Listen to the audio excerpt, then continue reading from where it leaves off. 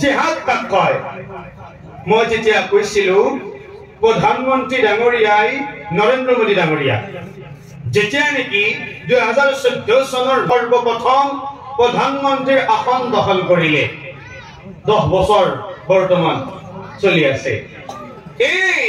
প্ৰধানমন্ত্ৰী হোৱাৰ পিছতে হাতত এটা অভিযান লৈছিল মিছন লৈছিল স্বচ্ছ ভাৰত অভিযান দেশখনক পৰিষ্কাৰ কৰি ৰখাৰ পৰিকল্পনা এই যে লেতেৰা হৈ থকা দেশখনক পৰিষ্কাৰ কৰাৰ যিটো সিদ্ধান্ত লেতেৰাবোৰ গুছাই পৰিষ্কাৰ কৰালৈকে কষ্ট হ'ব নে নহয় কষ্ট হ'ব লেতেৰাটোক ৰূপান্তৰ কৰি পৰিষ্কাৰ পৰিচ্ছন্নতালৈ তব্দিলি কৰাৰ নামটোক কোৱা হয় জিহাদ ক্লাছ 9ত ৰোল নম্বৰ 2 ক্লাছ 10ত ৰোল নম্বৰ 1 কৰাৰ বাবে ৰাতি 1-2 বজালৈকে ছাত্ৰ ছাত্ৰীয়ে পঢ়িছে ঠাণ্ডাত ত্যাগ কৰিছে কম্বল ত্যাগ কৰিছে সুখক ত্যাগ কৰিছে টোপনি ত্যাগ কৰিছে এই যিখিনি কষ্ট কৰিলে টোপনি বাদ দি কষ্ট কম্বল বাদ দি কৰা কষ্ট সুখক বাদ দি কৰা কষ্ট এই কষ্টখিনি কৰিয়ে ৰোল নাম 1 কৰাৰ বাবে যিখিনি কষ্ট কৰিছে ইছলামীয় পৰিভাষাত এইখিনি কোৱা হয় জিহাদ জিহাদ ইচ্ছা নাই পেণ্ডেলত আহিবলৈ মন নাই নাযাও তাৰ পিছত ভাবিছে মাদ্ৰাছাৰ প্ৰগ্ৰাম যাও ঘৰৰ পৰা আপুনি ওলাই আহিল ইচ্ছা নাই তাৰ পিছত আপুনি আপোনাৰ শৰীৰটোক বাধ্য কৰি আনিলৈ আহিছে এই যে ইচ্ছা নথকাৰ পিছত ইচ্ছা থকালৈ আপুনি আপোনাক বাধ্য কৰাব পাৰিছে এই কষ্টখিনি কোৱা হয় জিহাদ জিহাদ আৰু যিটো ধৰ্মীয় যুদ্ধ সেইটোৰ আৰবী হৈছে আল হাৰবুল মুকাদ্দাসা 30 পাৰা কোরআন 114টা সূরা 555টা রুকু 6002 রেওয়ায়াত 6666টা আয়াত এটা রেওয়ায়াত 6236টা আয়াত গোটেই কেইটা আয়াতত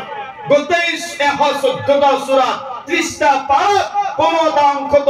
আল হারবুল মুকাদ্দাসা শব্দটো আল্লাহ ব্যবহার করা নাই জিহাদ ব্যবহার করেছে জিহাদ তাক কোৱা হয় ফজৰত আজান দিলে পুহমহীয়া ঠাণ্ডা মুয়াজ্জিনৰ মাত শুনিলো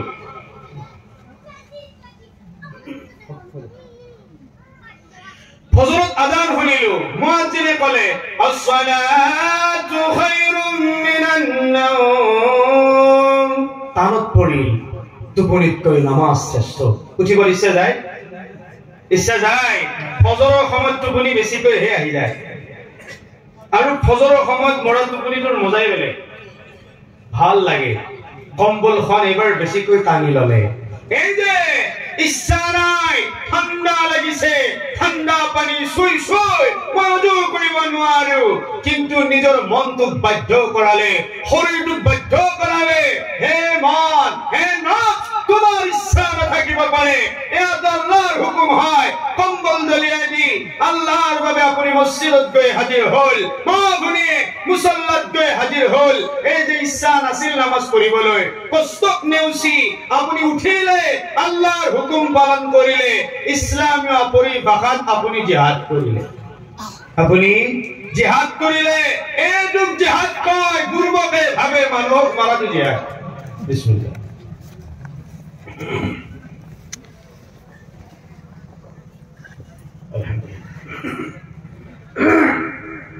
বেয়া লাগিছে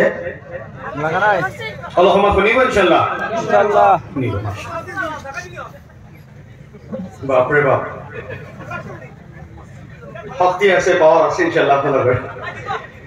যাই হোক ভাল লগা কথা ময়ো নলবৰীয়া আল্লাহ পাকে জিহাদ নিজৰ লগত কৰিবলৈ দিছে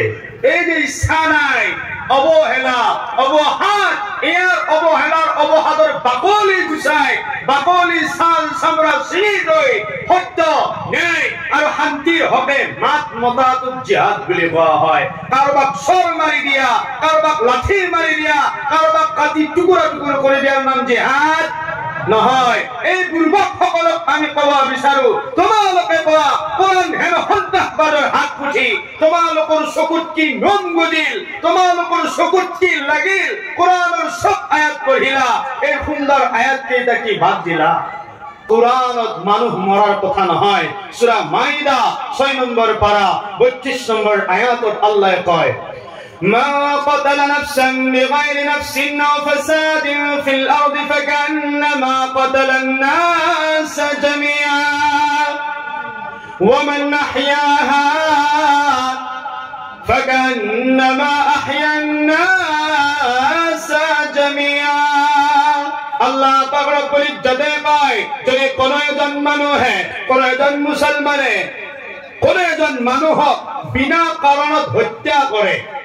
তেন্তে সেইজনে ইমান ডাঙৰ পাপ কৰিলে চিনিবা গোটেই বিশ্বৰ মানুহকে হত্যা কৰিলে নাউযুবিল্লাহ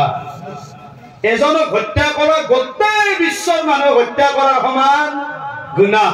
তাৰ পিছৰ অংশত কোৱা হল ওয়ামান আহয়াহা ফাকান্নামা আহয়ান নাস জামিআ আৰু যদি এজনে এজনৰ প্ৰাণ ৰক্ষা কৰে জান ৰক্ষা কৰে তেন্তে সেইজনে ইমান সওয়াব পালে যেনিবা গোটেই দুনিয়াৰ মানুহৰে জান বচাই দিলে।